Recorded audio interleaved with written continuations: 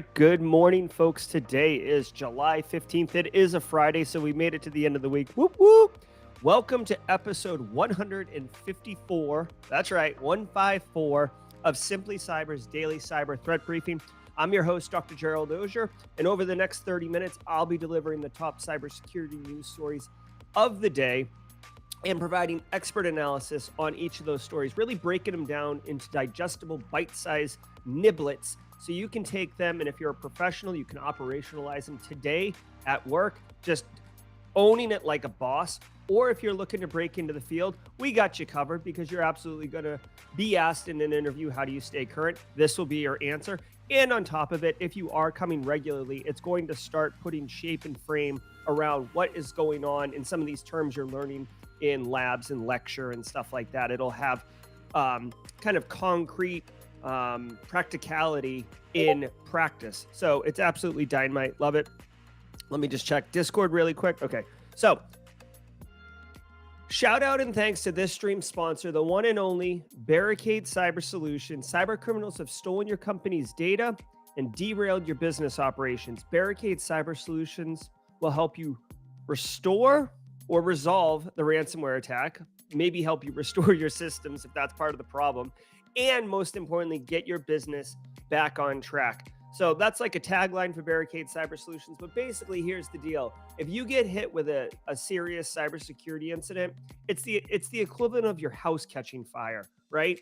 When your house is on fire, you just pick up the phone and dial 911 or whatever they do in other parts of the world, but there's usually a fire emergency services that everybody just knows who to call because you're in panic mode, okay?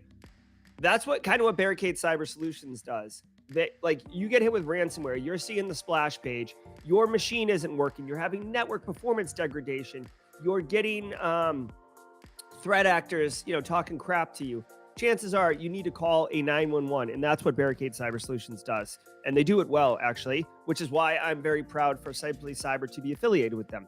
I want to remind you, if you hold professional certifications like CISP, CISM, etc., that require CPEs, which many of them do, each episode of the Daily Cyber Threat Briefing is worth 1/2 of a CPE. But Jerry, 1/2? That sounds lame. Why are you even bothering? I'll tell you why. Because they stack. 2.5 a week, 10 a month, 40 every 4 months, 120 a year. You get the idea, people. You will absolutely be crushing CPEs. You won't even think about it anymore. You'll just be annoyed that you have to pay annual maintenance fees for your certification. So be sure to say what's up in chat. That way you are documenting literally the easiest, and I would argue the most enjoyable way to earn CPs. And I've been around a long time, people, about 20 years in the biz.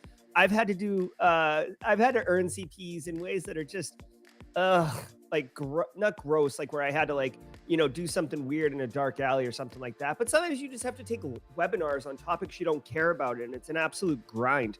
This is not a grind. This is awesome. If you're live, love it. I see 65 of you piling in here all the way in the back. Come on up to the front. It's good. There's plenty of seats. Everybody's friendly in here. Love seeing you guys. I want to say what's up to Brent Gree and Emerson, our Friday crew. Matt Mears, if he's in the house. I'll really get into everybody. Dr. Chase Cunningham on LinkedIn, what's up? If you are watching on replay, hashtag team replay in chat. Make sure you drop a comment. That way you get credit for being here for those CPEs, but also the hashtag team replay people. They are their own band of brothers, which may not be politically correct anymore, but their own brand of faction, if you will. And I do love the hashtag team replay. Pono Joe, Eula Chua, all that gang over there on the West Coast, especially. Now, if you want to jump right to the news, when this promo card right here starts flashing and turning into news stories and stuff, if you're watching on replay, you can just grab that thing and scrub to the right, like many of us do when we don't want to hear what the person's saying until we get to the juice of the video. When that turns, that's when we start. So if you want to do that, hop on over there. But for the next, 90 seconds, I'm going to do what I always do. I'm going to drink this really strong coffee, get my go juice going, and I'm going to say good morning to people because it's Friday, and that's how we roll. I want to say what's up to Will Reed, Anna Lynn. I was looking over the squad memberships, and I noticed Anna Lynn's been with us for over 6 months, so Anna, genuinely appreciate that. Hey, Shane Prevost, good to see you. Hopefully, I know the kids are out of school, Shane, but hopefully they're still catching the morning briefing. If they're anything like my kids, they're definitely not up right now. Hey, Eric Jordan on LinkedIn. Ryan Spishak, good to see you. Hey, Faith. Hey, Stephen H. coming in from the West Coast. Appreciate you getting up early to hang with us. Hey, Karen Peterson. Justin Gold in the house. I want to give a shout out to Justin Gold. Yesterday on the live stream, we did an incredible live stream last night talking to 4 global cybersecurity recruiters. I know you can't really tell because this is small, but we had 4 of the 5 eyes represented and a neurodivergent individual who's successful in cybersecurity, Nate O'Reilly, and we did an hour on neurodiversity hiring in cybersecurity. It was a killer live stream. So if that's something that's interesting you, I recommend you go back through the archives and check it out. It'll be right there in the front of Simply Cyber's YouTube page. But Justin Gold, we had some issues with chat. Justin Gold hopped right in there and definitely helped us out delivering questions from chat onto the stage. So thank you, Justin. Kayla Rose in the house. Just Ben Seckmeister. What's up, man? 2 weeks in the DMV. Love it. Let me get some of this coffee. Hey, Mubariz, it's been a minute, man. Maybe I just haven't caught you in chat, but it's been a minute since I saw you up in here. Hey, Patrick, what's up? Oh, cyber survivalist. I do love that. No search yet, but getting those CEs for fantastic daily briefing is amazing. Love it. Oh, man, guys, I want to tell you, I interviewed a truck driver, member of the Simply Cyber community, Aaron Katz, yesterday around how truck drivers, that profession, can pivot from driving to cybersecurity. A lot of great takeaways in there, so I'm super pumped about that. Hey, Rebecca Fisher. Hey, Carrie Doris Schott, the newest of the squad members. Appreciate that. Hey, Clarissa Box. All right, guys, let me take one more pull off this coffee, and we will just rip into the news. Yeah, this is my stealth mug. Hey guys, drink all this background in. Last day in the offsite studio, heading back to the primary studio this weekend. So you'll be getting I don't know, hopefully better quality audio, better quality video. Let's get into the news, y'all.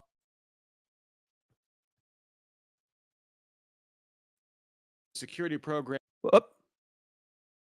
From the CISO series, it's Cybersecurity Headlines. It's Friday, July 15th, 2022. Ex-CIA engineer convicted in biggest theft ever of agency secrets. A former Central Intelligence Agency software engineer was convicted by a federal jury on Wednesday of causing the largest theft of classified information in the agency's history. Joshua Schultz was arrested after the 2017 disclosure by WikiLeaks of a trove of confidential documents detailing the agency's secret methods for penetrating the computer networks of foreign governments and terrorists. The document dump included instructions for compromising various commonly used computer tools and then using them to spy. These included Skype, Wi-Fi networks, PDF documents, and even commercial antivirus programs of the kind used by millions of people to protect their computers. The breach, known as the Vault 7 leak, caused catastrophic damage to national security, according to the government. Yeah, so I am not surprised that this is the lead story of today. I saw this last night in my feeds, and I said, if this isn't the lead story, that's going to be a problem. I was actually going to just bring it up if it wasn't in the news brief today. Okay, guys, so this was a major event in our industry and for the United States from a national security perspective.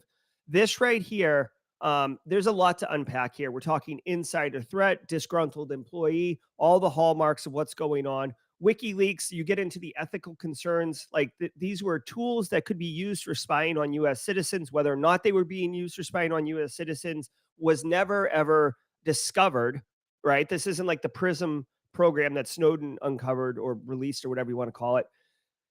This is the Vault 7 leaks. The most notable element, there was a ton of tools that came out of the Vault 7 leaks, but some of the most notable stuff, it says former CIA engineer. But, and hey, chat, correct me if I'm wrong, but I'm almost positive, right? So like 99% sure. This leak also included the NSA tool sets that included double pulsar, eternal blue, which ultimately was that SMB exploit or vulnerability exploit that WannaCry leveraged. Okay. this was a massive, massive hit to national security, not just for the United States, but because there's this blend of public-private sector at this point. Guys, the US government had like, okay, so hold on. I got to back up for a second. Listen, when you write malware tools, right? This isn't a video game where like you write the tool and then you just push a button and it always works, right? In reality, there's all sorts of nuances and all sorts of like versions and drivers and systems and stuff like that. So like malware that hits every time is really well written and really sophisticated and has all sorts of conditioning. So like, if this happens, then do this, if this, then this, right? Um, and the NSA level tools, the Vault 7 tools were really, really well written, which is why they were at that level of, basically here's another thing we don't talk about in the United States. I don't know if they talk about this in other parts of the world, but when we say advanced persistent threat, we say Russia, China, North Korea, Iran, Pakistan, India. We say these countries. We never say United States. And it's because we don't see ourselves as a threat, right? We are them, right? But in reality, from other people's perspectives, we are an advanced persistent threat. You've heard the term equation group used as far as describing the US APT, but our tools are sophisticated and can be used for espionage and kind of military strike if we wanted to do it. That Vault 7 leak with the Eternal Blue attack, if you don't know what Eternal Blue is, strongly recommend you Google Eternal Blue and look at it. It was an SMB share vulnerability exploit that was super elegant, super effective. And if you look at WannaCry, this came out, the leak came out, I want to say like in late December, early January of 2017. And in March of 2017, WannaCry hit. So a couple months afterwards. And guys, when WannaCry hit, it started in like Eastern Europe. And it was like literally following the sun as people were powering up for the day. And fortunately, it sucked for the UK because their national health system got taken down. But like the UK was getting bombed, or excuse me, that's not the right term. The UK was getting hit with this WannaCry attack, and the United States was waking up and was like, whoa. So people started losing their mind in the US and not powering on things and shutting things down, which limited the impact and damage of WannaCry in the US, although it did hit the US, all because this individual leaked it and then it got weaponized by other states.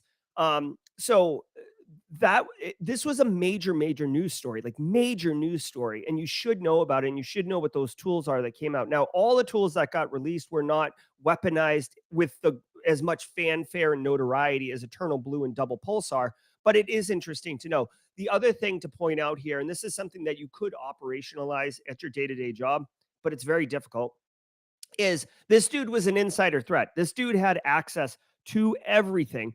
Also, and maybe this is an HR thing, he had been arrested for my understanding. Okay, so this is my understanding as it currently stands. He had been arrested for having inappropriate material of children either on his computer or on his persons or something to that effect a year before, 2 years before. So he was already kind of in trouble with the law and investigations and stuff. He was disgruntled, openly disgruntled. He had openly said that he didn't think like his thoughts and ideas were being considered appropriately. Like this guy was not Carl. This guy was like openly a challenge. Okay. And then, he basically took all this stuff and gave it to WikiLeaks, which ultimately did that.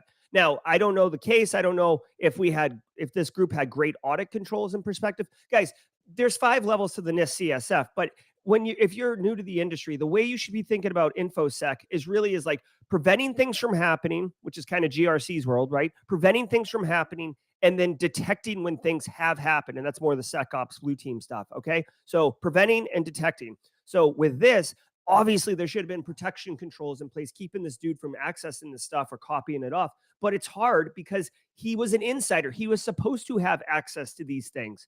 So I have to imagine that they had great detection controls in place and they were able to pinpoint exactly when this dude took it.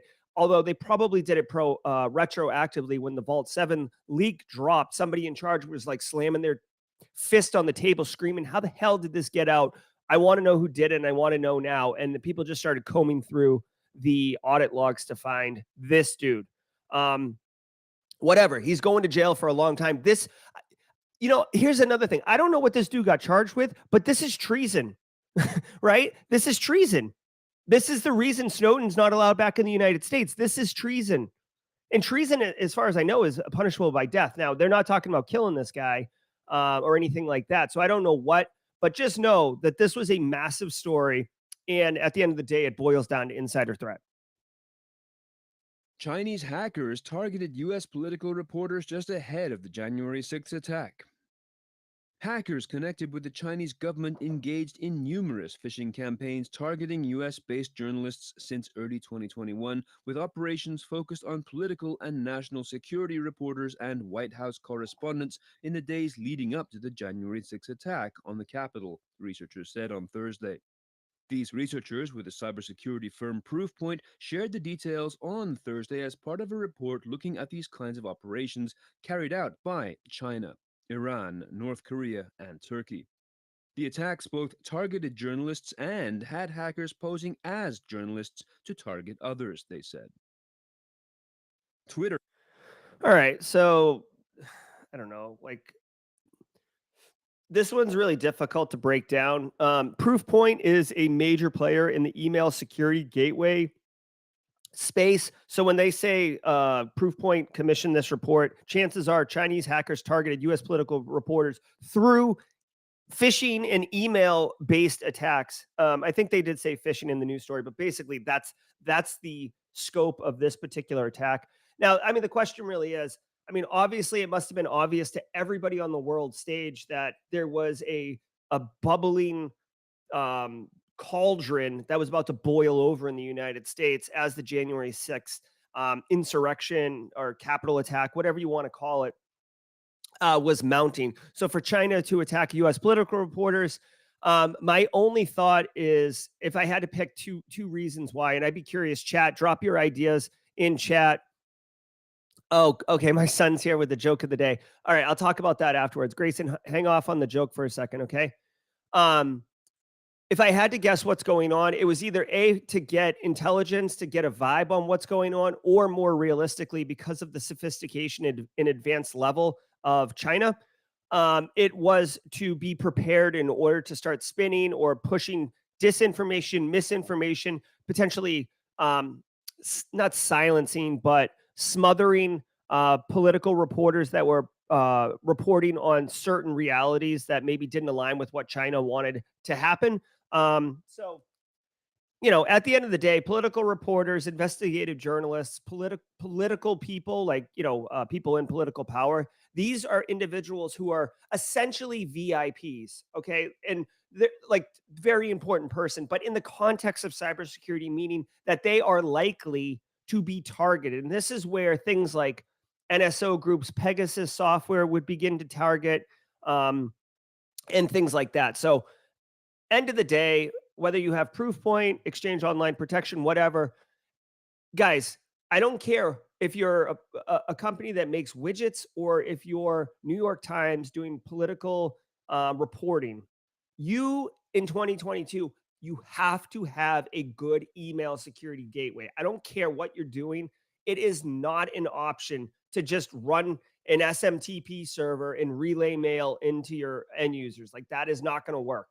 That's not going to work. That's like the worst idea you could possibly do. Phishing accounts for phishing is like the initial attack vector in most attacks, right? Minus physical security. So to not address email security is completely boneheaded. So definitely do that. Outage briefly hits thousands. The fail whale reappeared briefly, in spirit anyway, when Twitter faced a brief outage on Thursday, leaving thousands of users without service for about an hour. At the peak, around 8:20 a.m. in New York, almost 55,000 users reported problems on Down Detector. Twitter's website displayed an error message and prompted users to reload the page, but it wasn't immediately clear what caused the outage. The endemic. Right. So I don't know. There's not much to report on this one, right? Like, Twitter had an outage yesterday. I didn't experience it. Maybe some of you did. they didn't report what it was. It wasn't a cyber attack. It wasn't a maintenance error. It wasn't a BGP misconfiguration. They just had an outage. Next. I mean, what's the story here? Like, geez, slow news day, Bloomberg? Log4j software flaw could take years to address, government review finds. It could take a decade to fully eradicate Log4j from some computer systems, the Department of Homeland Security Review Board said on Thursday.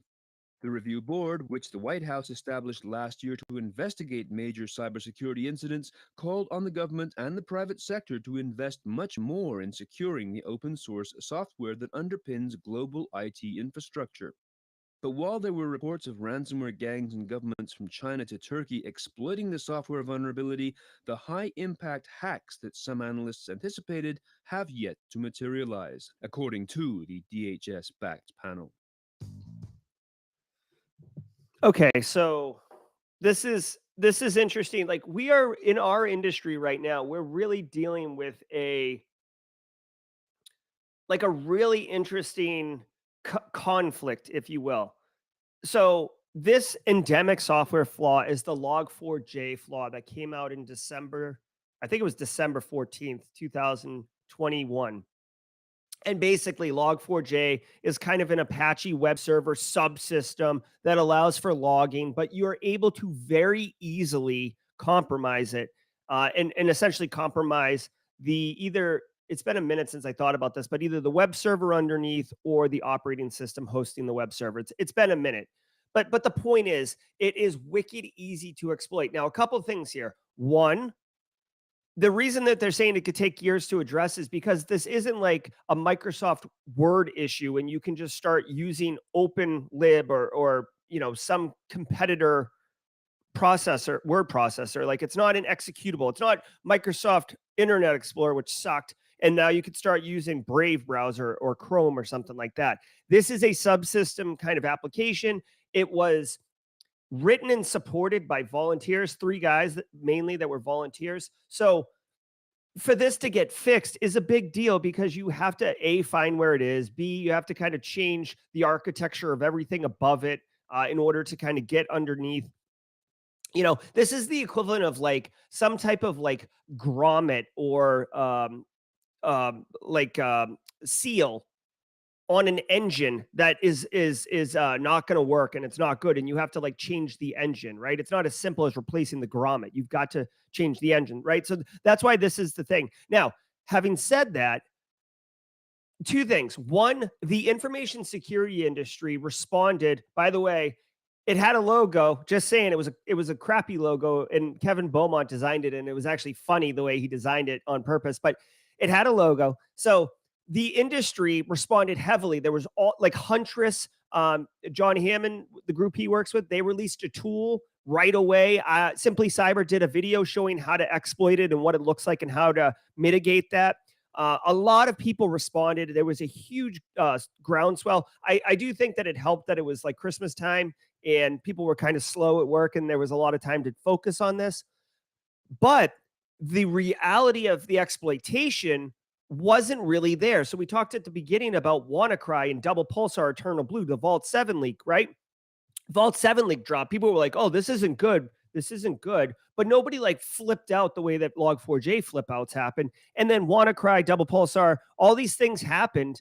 And it was a massive, massive attack using those tools. With Log4j, yeah, there were some rashes. There was some sand in your shorts, if you will. But there was no catastrophic attack that was all hands on deck for responding to the Log4j. So from a drill perspective, the industry responded really, really well on Log4j, but it never really had a problem. So when they say endemic flaw could take years to address, yeah, I get that.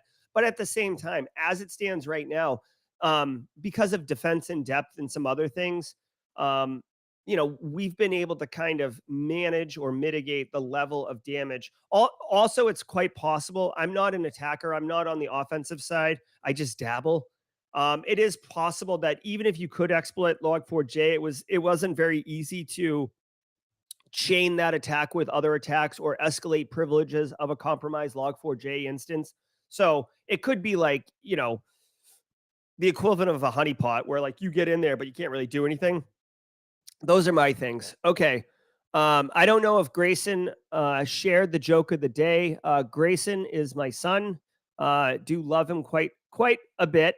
I have 2 boys. Grayson is going to be doing a joke of the day on Fridays, and Callan has requested doing joke of the day on Monday. So we will be incorporating that slight program note into the production of the show as we go forward. Now let's pay the bills. Thanks to today's episode sponsor, EdgeScan. EdgeScan simplifies vulnerability management by delivering a single full-stack SaaS solution integrated with world-class security professionals. Instead of managing a plethora of point scanning tools for each layer of the attack surface and squandering precious staff resources manually removing false positives, EdgeScan offers automated and accurate contextualized alerts across the entire attack surface into a single source of truth. For more information, visit edgescan.com. That's EDGESCAN.com. All right. So thank you to CISO Series for producing the show. I also want to take a minute, since it's that natural time in the show, to say 2 things. One, if you don't know, Simply Cyber, the Thursday live streams, is actually pushed to an audio podcast. You can get it on all the major podcast platforms. So like Apple Podcasts, Spotify, Google Podcast, Stitcher, like basically, anywhere that people get podcasts, the Simply Cyber. Casey Gasca, aka Base Case, mod of the Simply Cyber community, longtime member, obviously squad member. He helps me with this, and it's because of him this lives. I was going to decommission this, and he took it on. I want to point out that the daily cyber threat briefing, it is a goal for Q4 2022, right? So the end of the year, to get the daily cyber threat briefing onto this podcast as well. So for Team Replay, obviously, I really, really enjoy you being here on the video feed. But if you're driving, if you're at the gym, if it just works out better to have an audio podcast because you don't want to leave the YouTube app open because it's a battery drain and it's a pain in the butt, this is going to be a solution. We'll miss you in chat, obviously. And in order to get credit for the CPEs, without argument, you will have to kind of comment in chat. That way you can point to it.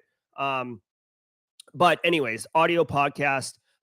So you can use this now for the Thursday live streams, like the neurodivergent one we did last night. But look for this in the end of the year to have the daily cyber threat briefings.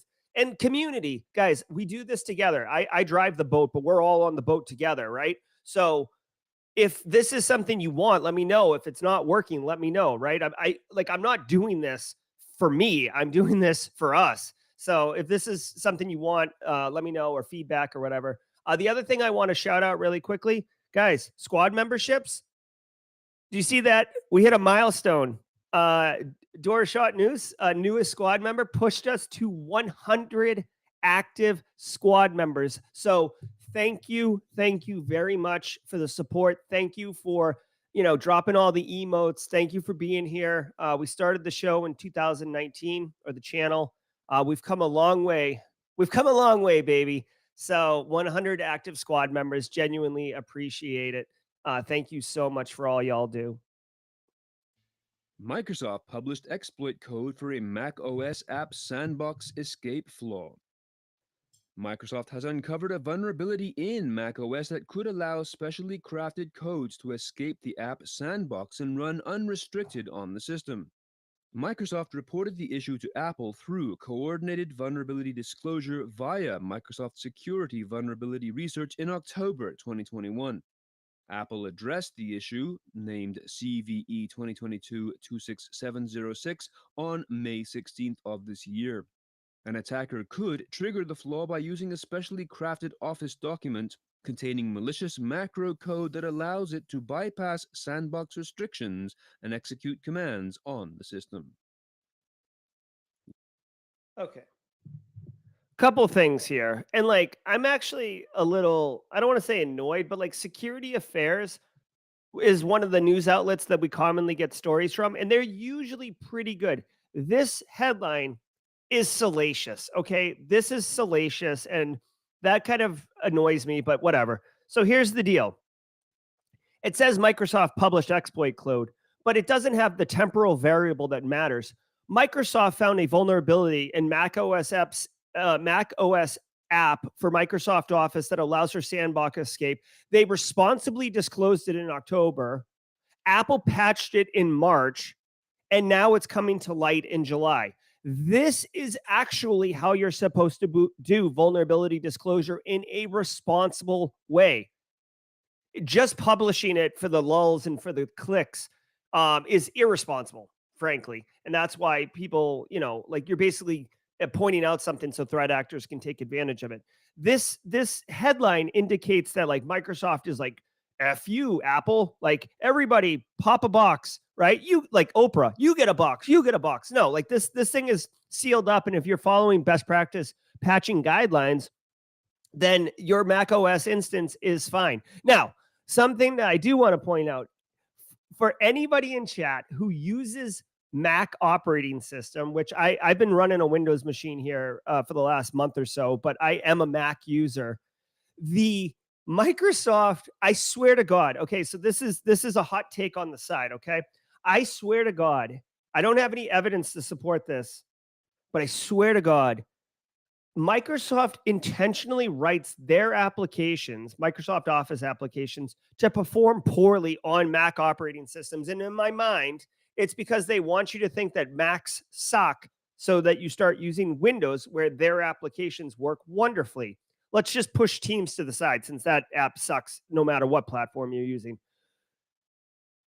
For Microsoft to release this is kind of funny, right? Because they're kind of trashing on Apple, saying, oh, look at the vulnerability. Look, anyone can exploit this, right? So, Apple identifies themselves as a hardware company. Microsoft identifies as a software company. Apple does make Mac OS, but, it's almost like incidental because they identify as a hardware company. Anyways, I just think it's funny. They're two of the biggest players in the endpoint. Well, they're really there's Linux and Ubuntu and Red Hat and all that crap. But for the most part, let's be real. Microsoft Windows and Mac OS hold a huge market share of the endpoint operating system. So I just kind of find this funny. It's almost like a big brother slapping around a little brother. Okay, that's all I'll say about that. Lilith enters the ransomware game. Researchers at Searchable describe a new ransomware operation called Lilith, and Bleeping Computer reports that the group not only operates a new strain of malware, but that it's already posted the first victim to its double extortion dump site. Searchable notes, throughout 2021 and 2022, we have observed record levels of ransomware activity. While notable examples of this are rebrands of existing groups, newer groups like Lilith, Red Alert, and Omega are also proving to be potent threats. Experts are concerned. Okay, so, this isn't really any news that I can do anything with for us, right? Lilith ransomware. Okay, so there's a new gang on the scene. Like, get in line, Lilith. Like, with all due respect, like the market is saturated with ransomware gangs, guys. Like, Lilith's here. Like, okay. You know what I feel like? I feel like Newman in Jurassic Park, where it's like, Lilith, we have Lilith here. We have Lilith. Like, see, no one cares. No one cares, right? Like, obviously, I don't want to get hit with ransomware, but dude, like, how, like, okay, new player in the game. One thing that might be worth noting, something to keep an eye on that my mind immediately goes to is, we just heard recently that Wizard Spider like disbanded, and all of us, and by all of us, like it's me and a straw man, think that those threat operators, they had a taste of the money, right? Like like, you're a $150 million ransomware threat actor and you disband. You think they're going to go take a job at Panera? No, they're going to do what they do because it pays, right? And they're good at it. So maybe Lilith is an offshoot of some of those groups. We'll be able to tell relatively soon once we get malware samples and look at like how it's built and if it's leveraging any of the malware or any of the techniques for getting the extortion. The crypto wallets of the addresses are the same, which they typically change them, but my point is we'll be able to have indicators that it is, in fact, Wizard Spider. I'm more interested in watching when Wizard Spider threat actors reappear because they are the top of the heap. They're just king of the hill, if you will, as far as ransomware threat operations go. But anyways, just like with Lilith, right? Like just like with Lilith, all you want to do is make sure that your protection and recovery controls are in place. You don't really need to worry about detection. Don't worry about detection controls when it comes to ransomware. Threat actors will let you know. They'll let you know when they've compromised you, okay? You don't need to detect it. They'll tell you. That's like how it works, right? Like, hey, we own you. Pay us. Okay. So make sure your protection controls are in place. Guys, I'll just tell you this as practitioners, if you don't like, you should have done a risk assessment already on ransomware. Ransomware has been around big time, been around for a few years now. You should definitely have done a risk assessment on ransomware. If you haven't, you should do one, right? I don't think any business person is going to push back on you doing a ransomware threat actor. I mean, a ransomware threat actor, a ransomware risk assessment. Okay. What you'll want to do, or like, here's like a cheat sheet. You really want to focus on protection controls and recovery controls. And you need to not only put them in place, but you need to test them. Okay. Protection control is a little bit easier to test. You can have an endpoint. You can try to use an active adversary simulation tool to detonate ransomware, like a defanged piece of ransomware, see if it detects, prevent C2 traffic to known threat owned operator C2 infrastructure, right? You would need like a smart firewall to do that, like a Palo Alto or something like, or Fortinet, something that's getting updated with ACLs to prevent access to C2 infrastructure, or good DNS filtering. Cisco Umbrella does one. Cloudflare's got another one. Anyways, protection controls from getting hit, and then recovery controls. So let's assume you get hit, right? How do you recover? And this is actually probably, it's definitely as valuable as the protection controls, but it's often overlooked. A lot of people get wrapped around the axle on protection controls because it's easy to wrap your head around. But recovery controls are just as important, and they're more difficult because you actually need to get the business and IT involved, and you need to tabletop or actually execute on recovery operations. I'm telling you right now, guys, it's fine if you like, here's what's going to happen. This is reality. All right. And people in chat who have lived this life, feel free to, hashtag preach. Okay.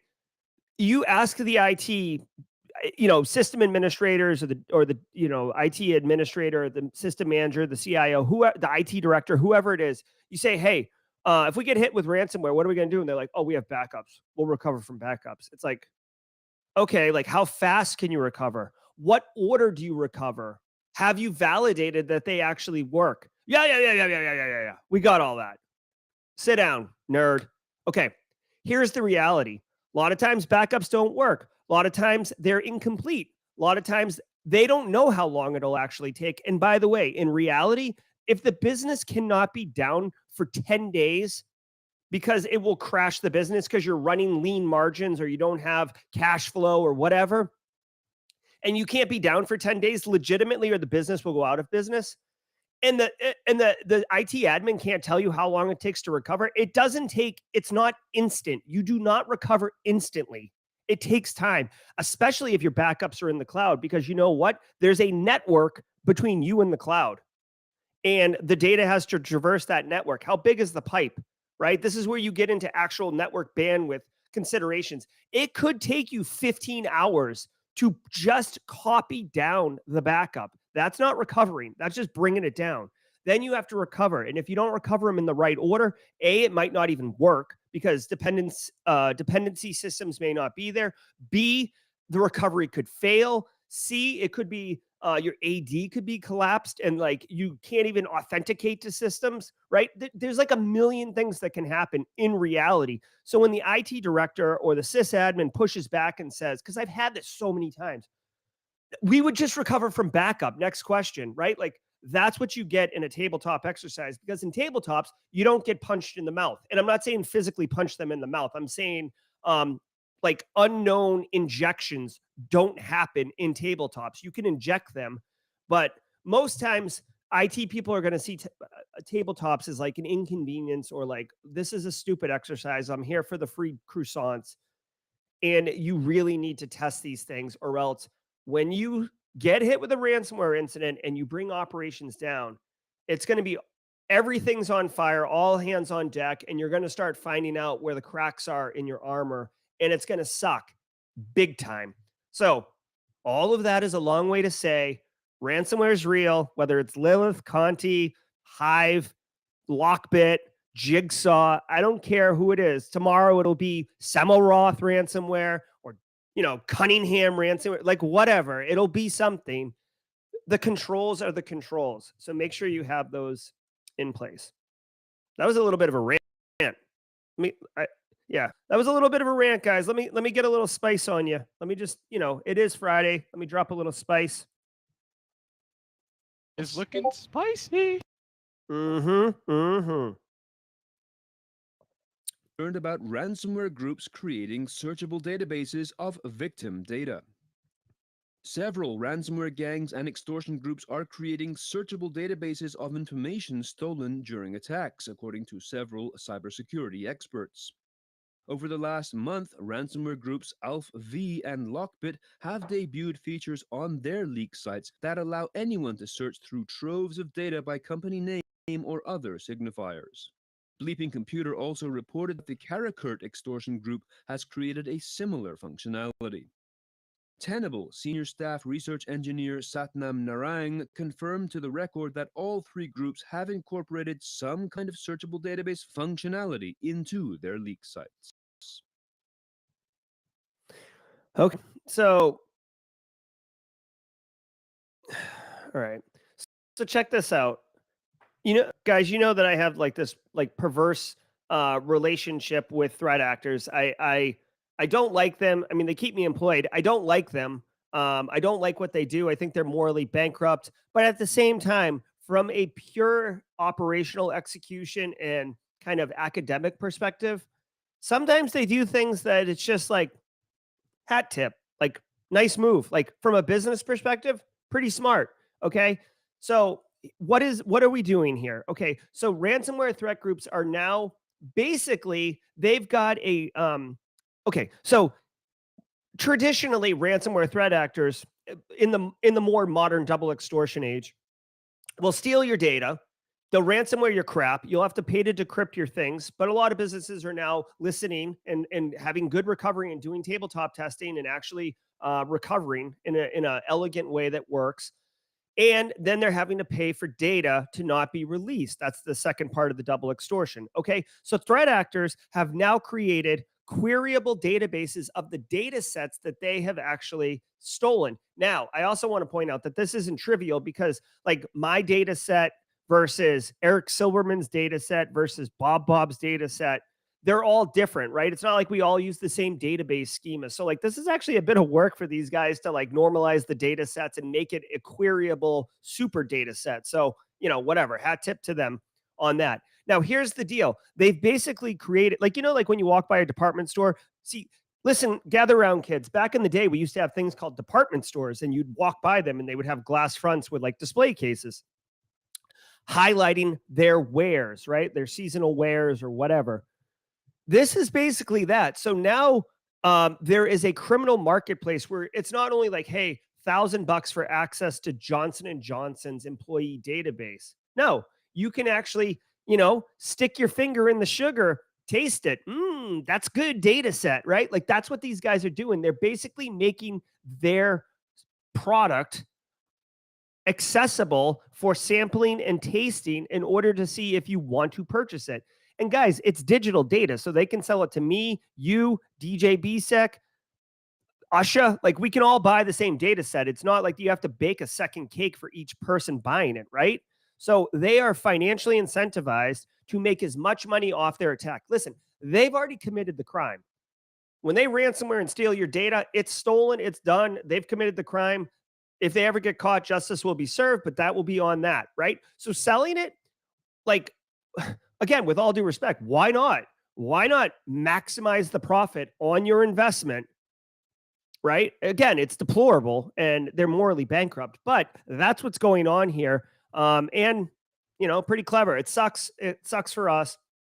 I will say, though, that it is kind of interesting that I could see security researchers, white hats actually leveraging this information, because it's essentially a data set that they can take advantage of while doing reconnaissance on the beginning of a red team engagement or pen testing engagement in order to, you know, gather data to be able to make their attacks more successful and stuff like that. So not surprised. Clever. Lithuanian energy firm disrupted by DDoS attack. Lithuanian energy company Ignitis Group was hit by what it described as its biggest cyber attack in a decade on Saturday, when numerous distributed denial-of-service attacks were aimed at it, disrupting its digital services and websites. Pro-Russian hacking group Killnet claimed responsibility for the attack on its Telegram channel on Saturday, making this the latest in a series of attacks launched by the group in Lithuania due to that country's support for Ukraine in the war with Russia. In a post on the Ignitis Group's Facebook page on July 9th, the company said it had been able to manage and limit the attack's impact on its systems and that no breaches were recorded. However, the post also revealed that the attacks were ongoing. Okay. So, I mean, pretty straightforward. I guess it's to us, but not obvious to like non-infosec people. Like, yeah, of course, no breaches was detected. Like, it's a denial of service attack. They're just like slamming you in the face with data. It's like turning a fire hose on and splashing water in the face. They're not trying to pick your pocket. They're just trying to knock you over. Okay. Having said all that, I didn't realize Lithuania was openly supporting Ukraine. A lot of countries are openly supporting Ukraine. For Russia to attack Lithuania in this capacity, I'm just not informed enough to know why Lithuania would be targeted. If I had to speculate, or I will speculate, I suspect that either Lithuania was like a soft target, meaning that they didn't have the protection mechanisms in place to kind of quell or properly mitigate the attack of a distributed denial of service. Um, Typically, distributed denial of service attack would attack IT or internet. Like, it has to attack internet facing assets. You cannot do a distributed denial of service on an internal resource, typically, right? Because it's coming from the internet. You can't, So I would have to imagine that the energy, if it was an energy producer, it says energy firm.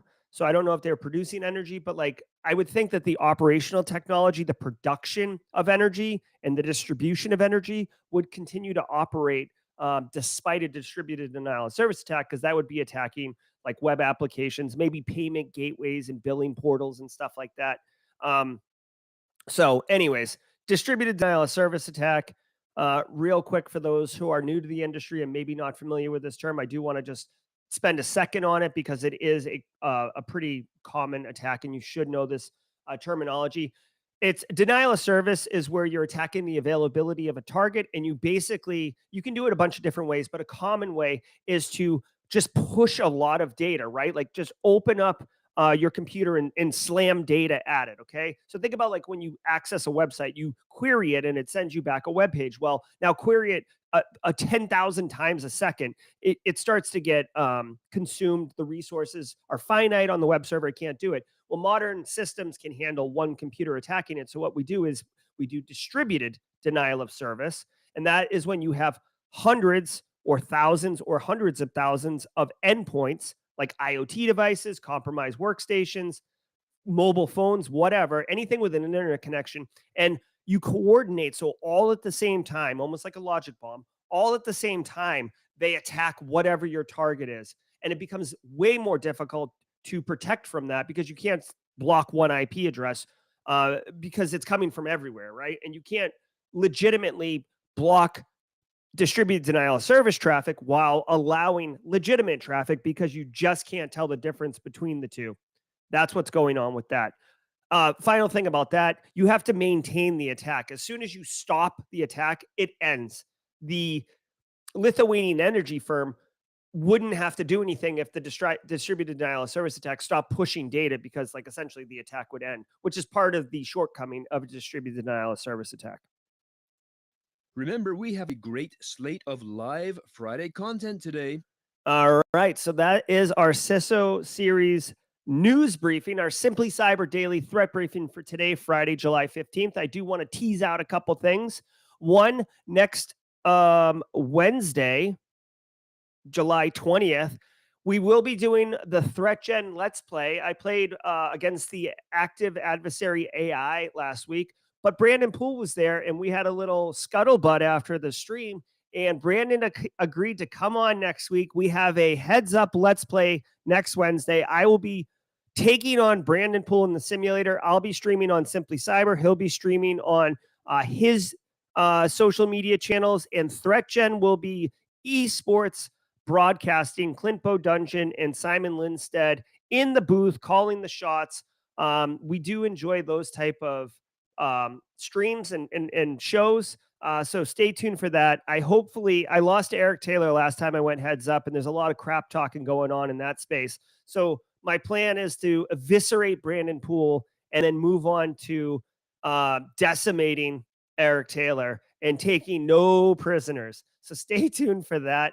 Also, I want to just tease out that next Thursday, Reggie Davis with the sub. Thanks, Reggie. Here, let me give you a little love here. Thanks for the squad membership, Reggie. Next Thursday, guys, David Klein, he's been on the show before, friend of Simply Cyber. He's coming on. We're going to be speaking exclusively about SOC analysts and how to make the job more fun, less stressful, reduce burnout, increase both efficiency and, joy of work. So definitely check that out as well. I want to give a shout out and appreciation to Grayson, for bringing the joke of the day. I assume that he told that joke and delivered it to all of you. So thank you, Grayson, for that. Also, shout out to Callan, my other son, who will be delivering a joke of the day. I believe he has selected Mondays, so stay tuned for that. We will be back Monday, 8 a.m. for the next cyber threat briefing. We will not have it over the weekend, obviously. We don't roll on the weekends. We do take some time off here at Simply Cyber. I do want to point out Jax Scott. Let me do this in real time. Jax has a new show coming on called it's like a weekly roundup of cyber threat, not cyber threat news, but cyber. Let me see really quickly. Let's see, Jax Outpost Gray. Let's see if it's on her channel. I do want to share this with everybody. Yeah, here it is. Go check out Outpost Gray Cyber Threat Cyber Fed News Roundup. This will be premiering in 6 minutes. Oh boy. Okay, so check this out. Let me drop this in chat right now, guys. Let me drop this in chat. Did that even work? Yep. Okay, so Jack Scott's going to be going live in a few minutes. So if you do jump over there, hashtag Simply Cyber, let Jax know. I see Jax in chat. Hey, Jax. Let Jax know that you're coming from the stream. Let's pump it up. This is a maiden voyage or a pilot episode for the Cyber Fed News Roundup. So I'm going to be checking it out myself. Let me go. I know it starts in 6 minutes, but I will click notify. That's the deal. All right, everybody. Thank you so much for being here. Keep doing what you're doing. If you're trying to break in the industry, stay with it. I'm telling you, there's a lot of opportunity and your chance is right around the corner. If you're in the industry, definitely remain vigilant. Take the cyber threat briefing news, operationalize it in any way that works best for you. I appreciate you all being part of the Simply Cyber community. Special thanks to all the squad members, obviously, for the support. If you have any questions, jump on Discord at discord.gg/simplycyber or hit the ! Discord in chat, and Nightbot will send you the link so you can get that directly. Y'all have a great day, and I will see you in the CyberFed News Roundup. Cheers, everybody.